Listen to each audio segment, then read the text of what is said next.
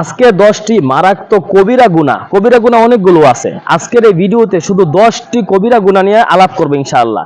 একটু মনোযোগ দিয়ে দেখেন যে এই কবিরা গুনাহর সাথে আপনি, আমি, আপনার, আমার আশেপাশে সবাই কিন্তু জড়িত আছে। এজন্য আপনার আমার উচিত যে আপনার আমার প্রিয় মুসলিম ভাই বোনদেরকে এইসব কবিরা গুনাহ থেকে তাদেরকে ফিরিয়ে রাখা, তাদেরকে বাঁচিয়ে রাখা। দেখেন, প্রথমত হচ্ছে যে নামাজ ত্যাগ করা। কি ত্যাগ করা ভাই? কবিরা গুনাহ হচ্ছে সবচাইতে বড় যে কবিরা গুনাহ, এটা হচ্ছে যে নামাজ ত্যাগ করা। কারণ কোরআনে আল্লাহ তাআলা একবার না, দুইবার না, 82 বার নামাজের কথা বলেছে যে তোমরা নামাজ কায়েম করো, নামাজ পালন করো। কিন্তু আমরা এই নামাজকে ছেড়ে দিচ্ছি।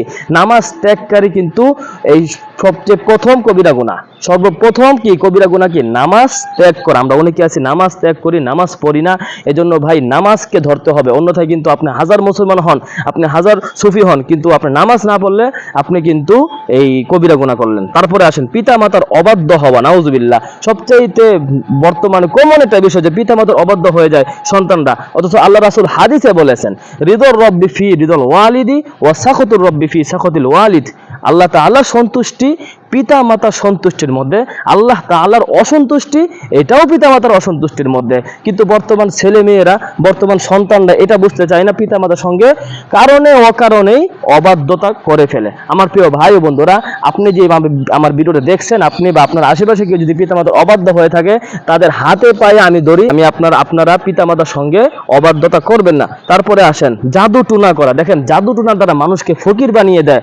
জাদু টুনা করে একজন মানুষ আরেকজন মানুষকে কিন্তু দুর্বল বানিয়ে দেয়, তাকে একেবারে কিন্তু লাঞ্ছিত করে ফেলে। এজন্য ভাই জাদু টুনা করা যাবে না। জাদু টুনা আমরা অনেকেই আছি, একজনের প্রতি আরেকজনের ক্ষোভ দেখাইতে গিয়া, রাগ দেখাইতে গিয়া শক্তির বলে পারি না, কিন্তু জাদু করে এই লোকটাকে আমরা একবার শেষ করে দিই না। ভাই এই কাজগুলো ভুলেও করবেন না, এই কাজগুলো কিন্তু কবিরা গুনাহ। তারপরে আসেন এতিমের সম্পদ আত্মসাৎ করা, নাউজুবিল্লাহ। এটা যে মানুষ কিভাবে পারে, এটা যে মানুষ কিভাবে করে, আমার এটাই বুঝে আসে না। আমি একজন এতিমের মাল আমি কেন খাবো? এই ছেলেটা বা এই বাচ্চাটা বা এই বাচ্চাদের, এরা এতিম, এদের হক আছে। এদের হক যদি আমার কাছে থেকে থাকে, আমার উচিত তাদেরকে পাই করে তাদেরকে বুঝিয়ে দেওয়া। তারপরে আসেন জিহাদের ময়দান থেকে পলায়ন করা। জিহাদের ময়দান থেকে অনেকে পলায়ন করতো মৃত্যুর ভয়ে। দেখেন, দুনিয়াটা কিছুই না, একদিন আপনাকে মৃত্যুবরণ করতেই হবে। জিহাদে গিয়ে মরতে পারলে আপনার জন্য আরো বেশি লাভ, সুবহানাল্লাহ।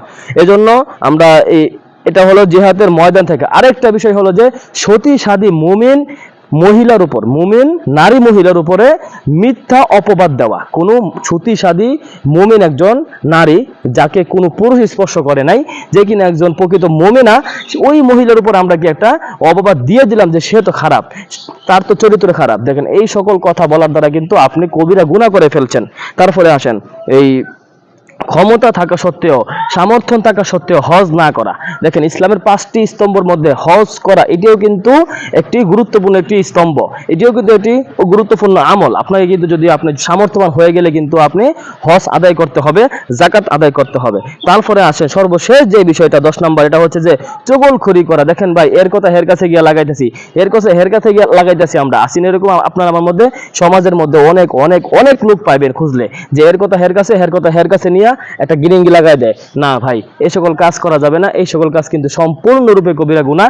এই সকল কাজ করলে কিন্তু আপনি কবিরা গুনার যেই লিস্টে আছে, ওই লিস্টে কিন্তু আপনি পড়ে যাবেন। আর ভাই কবিরা গুনাহকে কিন্তু সবচেয়ে বড় গুনাহগুলো বড় হয়। এজন্য আমার প্রিয় ভাই বন্ধুরা, এই সকল কাজ থেকে আসুন আমরা ফিরে আসি। এই সকল কাজ থেকে ইনশাআল্লাহ আমরা এই নিজেকে এবং আমার পরিবার পরিজন সবাইকে ইনশাআল্লাহ ফিরিয়ে রাখবো।